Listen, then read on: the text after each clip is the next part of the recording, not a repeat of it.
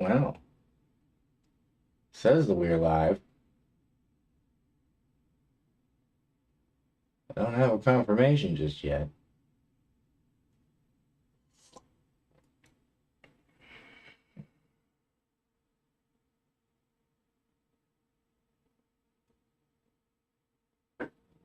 Yeah, it's going to take a second for the other end of it to catch up. But I think it's going. So I guess I may as well get started. So, welcome back. It's been a while. I haven't been on for a while. I just figured out how to plug in the live stream into the OBS. Tonight I wanted to get into a early 1900s mystic, William Walker Atkinson. He had many pseudonyms. His William Walker Atkinson name, he was a lawyer. That's his, as far as I know, his real name. But he went under other pseudonyms, Theron Q.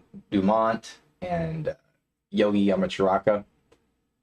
That was in an attempt to really hide himself, because at the time, he was between the mystery schools. And it's probably, in my opinion, trying to veil himself against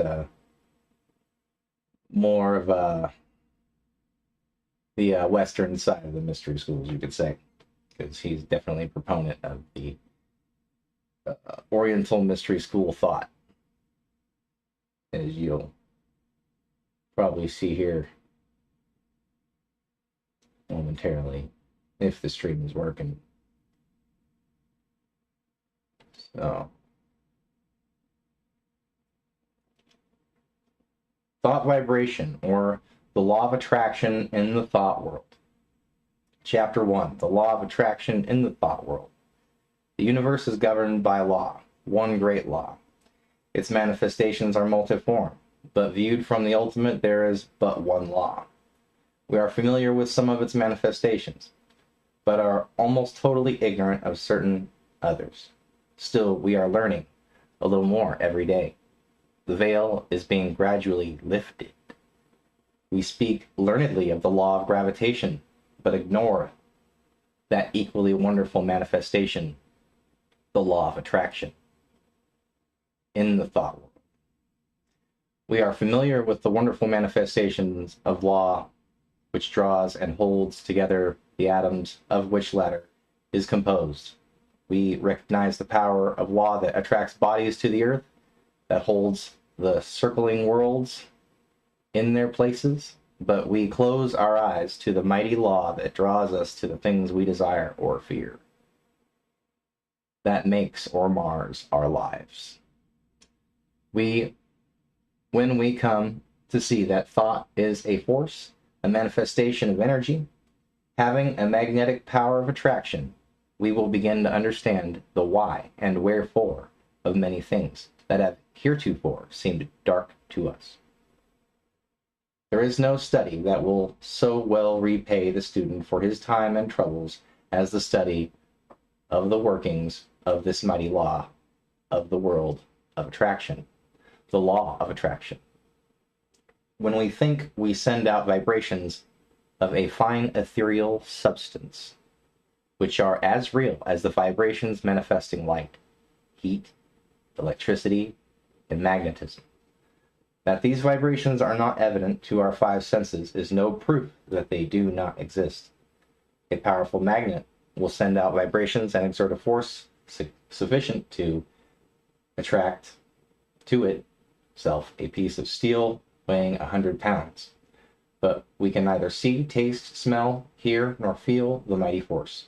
These thought vibrations likewise cannot be seen, tasted, smelled, heard, nor felt in the ordinary way. Although it's true, there are on record cases of persons peculiarly sensitive to psychic impressions who have perceived powerful thought waves, and very many of us can testify that we have distinctly felt the thought vibrations of others, both whilst in the presence of the sender and at a distance. Telepathy and its kindred phenomena are not idle dreams. Light and heat are manifested by vibrations of a far lower intensity than those of thought, but the difference is solely in the rate of vibration. The annals of science throw an interesting light upon this question. Professor Elisha Gray, an eminent scientist, says in his little book, The Miracles of Nature, there is much food for speculation in the thought that there exists sound waves that no human can hear, and color waves of light that no eye can see.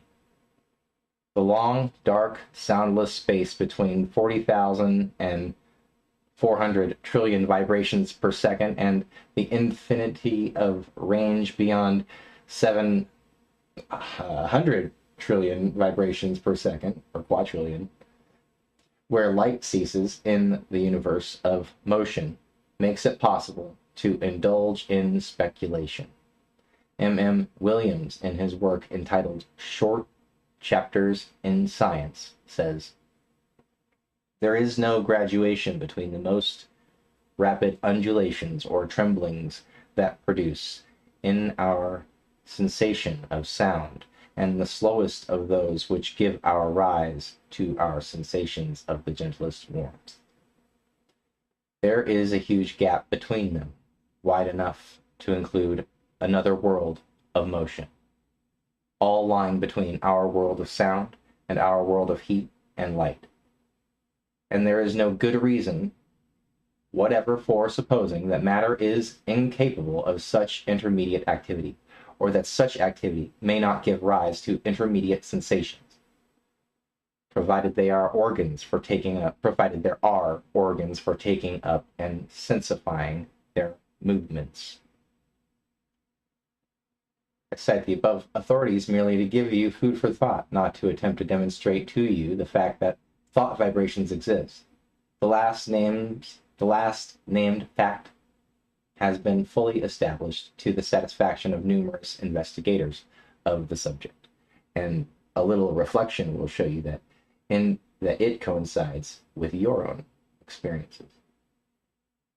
That's it. We often hear repeated and well-known mental science statement, thoughts are things, and we say these things over without consciously realizing just what is the meaning of the statement. If we fully comprehended the truth of the statement and the natural consequences of the truth in the back of it, we should understand many things which have appeared dark to us, and would be able to use the wonderful power, thought force, just as we use any other manifestation of energy.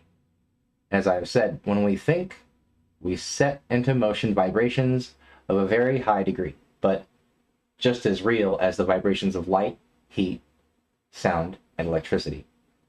And when we understand the laws governing the production and transmission of these vibrations, we will be able to use them in our daily lives, just as we do the better known forms of energy that we cannot see, hear, weigh, or measure.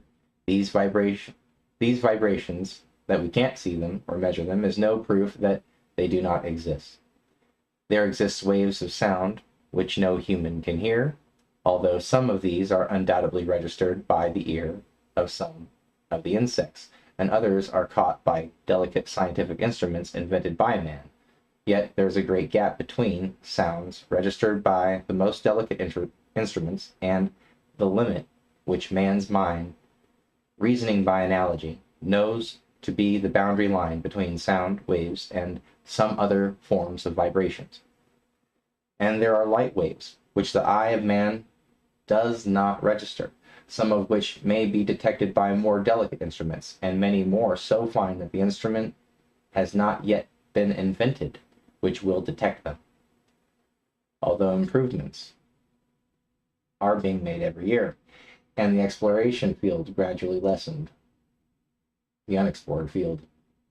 As new instruments are invented, new vibrations are registered by them, and yet the vibrations were just as real before the invention of the instrument as afterward. Supposing that we had no instrument to register magnetism, one might be justified in denying the existence of that force. because it could not be tasted, felt, smelt, heard, or seen, weighed, or measured. And yet the mighty magnet would still send out waves of force sufficient to draw to it pieces of steel weighing hundreds of pounds. Each form of vibration requires its own form of instrument for registration. At present, the human brain seems to be the only instrument capable of registering thought waves, although occultists say that in this century, scientists will invent apparatus sufficiently delicate to catch and register such impressions. And from present indications, it looks as if the invention named might be expected at any time. The demand exists and undoubtedly will be soon supplied. But to those who have experimented along the lines of practical telepathy, no further proof is required than the results of their own experiments. We are sending out thoughts of greater or lesser intensity all the time, and we are reaping the results of such thoughts. Not only do our thought waves influence others and ourselves, but they have a drawing power. They attract to us the thoughts of others, things, circumstances, people, luck, in accord with the character of thought upmost in our minds. Thoughts of love will attract us the love of others, circumstances, and surroundings in accordance with the thought. People who are of like mind, of like thought. Thoughts of anger, hate, envy, malice, and jealousy will draw to us the foul brood of kindred thoughts emanating from the minds of others. Circumstances in which we will be called upon to manifest these vile thoughts and will receive them in turn from others. People who will manifest in harmony, and so on. A strong thought or a thought long continued will make us the center of attraction for the corresponding thought waves of others. Like attracts like in the thought world. As ye sow, ye shall reap. Birds of a feather flock together in the thought world. Curses like chickens come home to roost and bring their friends with them. The man or woman who is filled with love sees love on all sides and attracts the love of others. The man with hate in his heart gets all the hate he can stand. The man who thinks fight generally runs up against all the fight he wants before he gets through. And so it goes. Each gets what he calls for over the wireless telegraphy of the mind. The man who rises in the morning feeling grumpy usually manages to have the whole family in the same room before the breakfast is over. The nagging woman generally finds enough to gratify her nagging propensity during the day.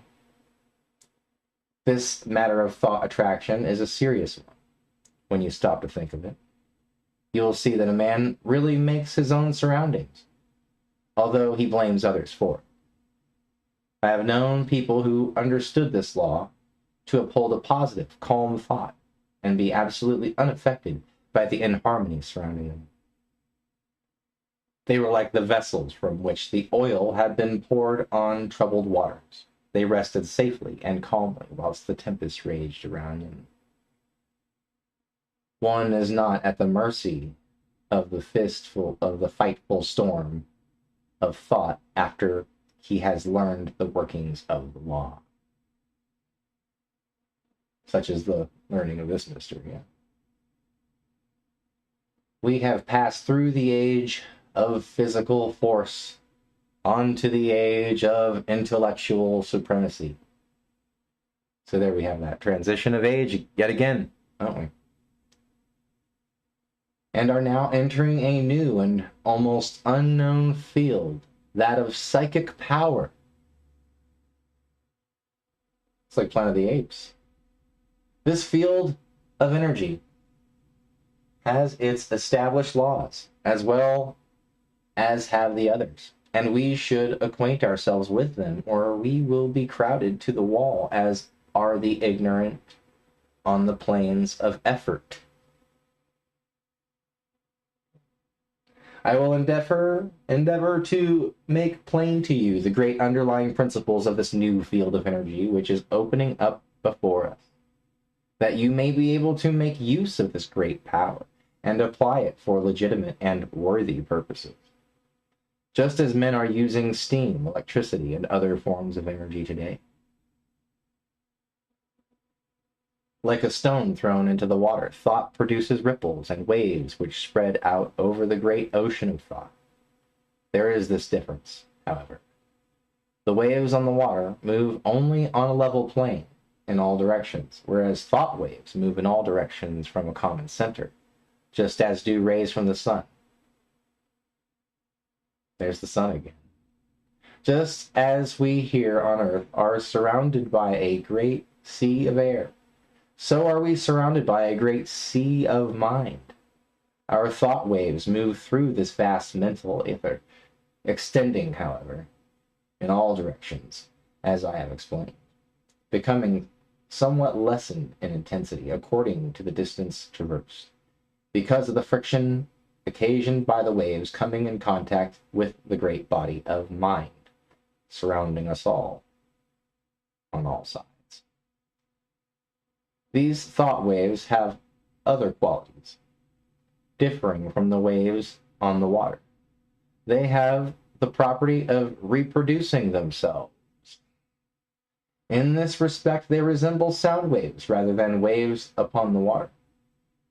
Just as a note of the violin will cause a thin glass to vibrate and sing, so will a strong thought tend to awaken similar vibrations in minds attuned to receive it.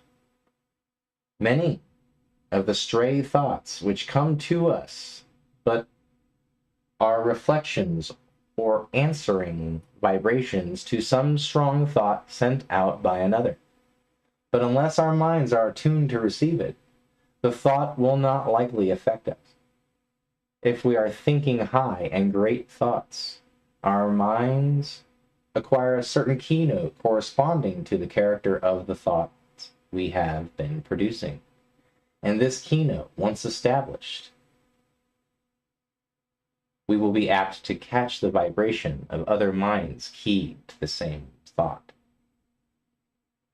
On the other hand, let us get into the habit of thinking thoughts of an opposite character, and we will soon be echoing the low order of thought, emanating from the minds of the thousands thinking along the same lines, or even millions.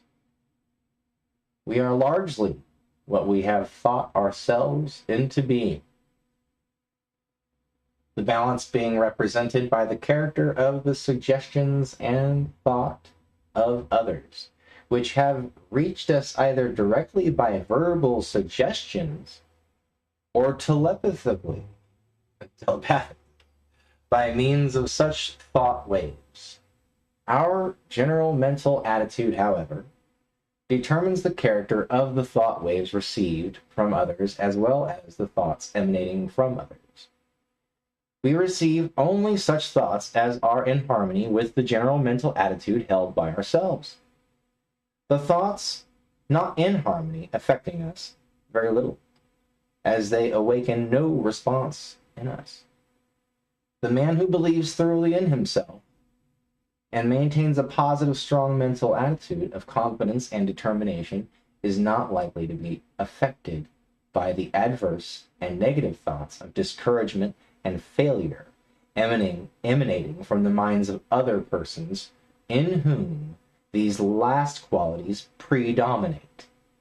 At the same time, these negative thoughts, if they reach one whose mental attitude is pitched on a low key, deepen his negative state and add fuel to the fire, which is consuming his strength.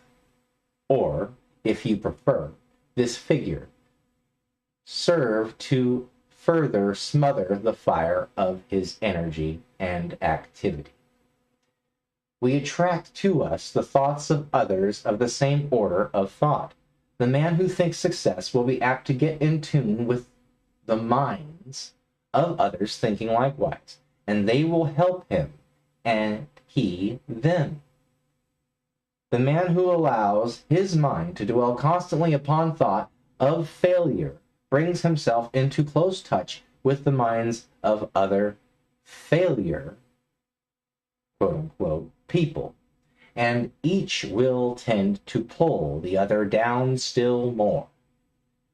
The man who thinks that all is evil is apt to see much evil, and will be brought into contact with others who will seem to prove this theory. And the man who looks for good at everything and everybody will be likely to attract to himself the things and people corresponding to his thought. We generally see that for which we look. You will be able to carry this idea more clearly if you will think of the Marconi wireless instrument, Marconi invented the radio, which receive the vibrations only from the sending instrument, which has been attuned to the same key, frequency, wavelength, right? While other telegrams are passing through the air in near vicinity without affecting the instrument. The same law applies to the operation of thought. We receive only that which corresponds to our mental attunement. If we have been discouraged, we may rest assured that we have dropped into a negative key and have been affected not only by our own thoughts, but have also received the added depressing thoughts of similar character, which are constantly being sent out from the minds of other unfortunates who have not yet learned the law of attraction in the thought world. And if we occasionally rise to the heights of enthusiasm and energy, how quickly we feel the inflow of the courageous, the daring, energetic, positive thoughts being sent out by the live men and women of the world.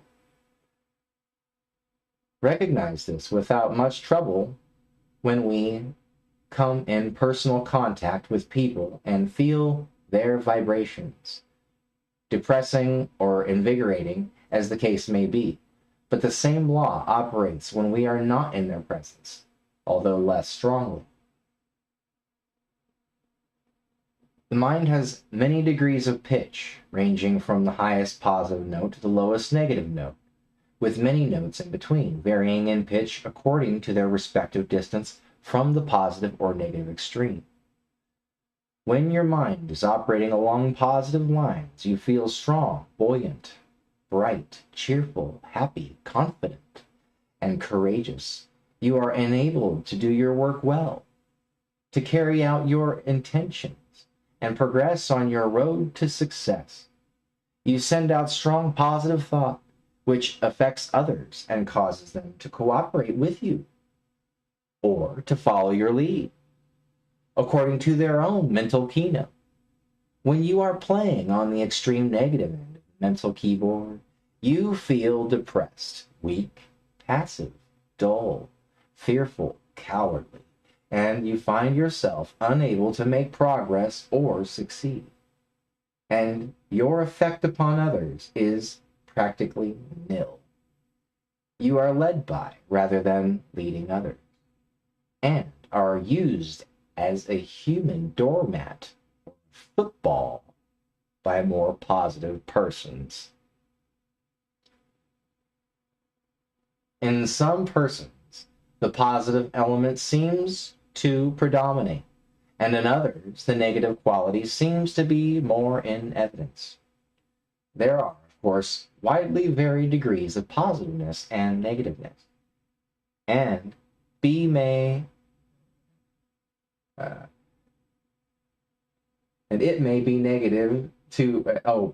negative to A, while positive to C. When two people first meet, there is generally a silent mental conflict in which their respective minds test their quality of positiveness and fix their relative position toward each other. This process may be unconscious in many cases, but it occurs nevertheless.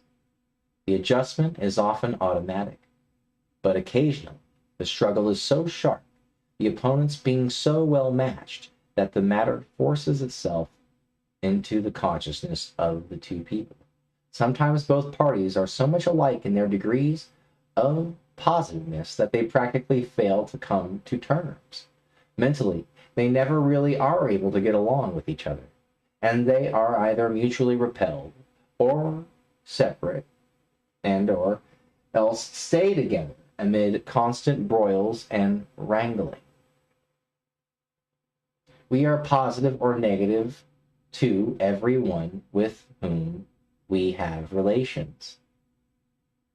We may be positive to our children, our employees, and dependents, but we are at the same time negative to others to whom we occupy inferior positions or whom we have allowed to assert themselves over us.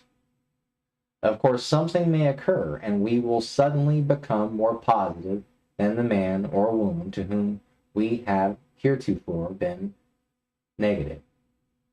We frequently see cases of this kind, and as the knowledge of these mental laws becomes more general, we will see many more instances of persons asserting themselves and making use of their newfound power.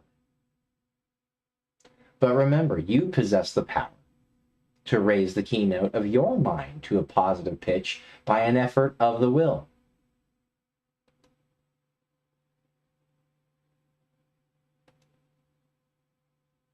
And of course, it is equally true that you may allow yourself to drop into a low, negative note by carelessness or a weak will.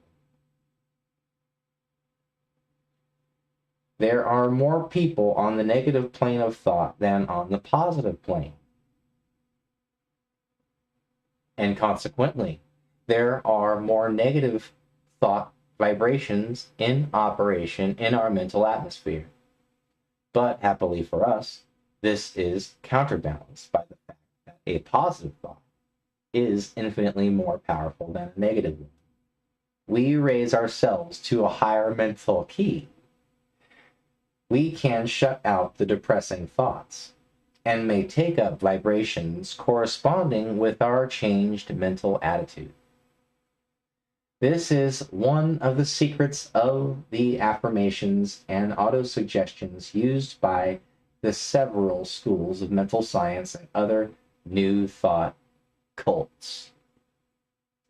There is no particular merit in affirmations of themselves, but they serve a twofold purpose.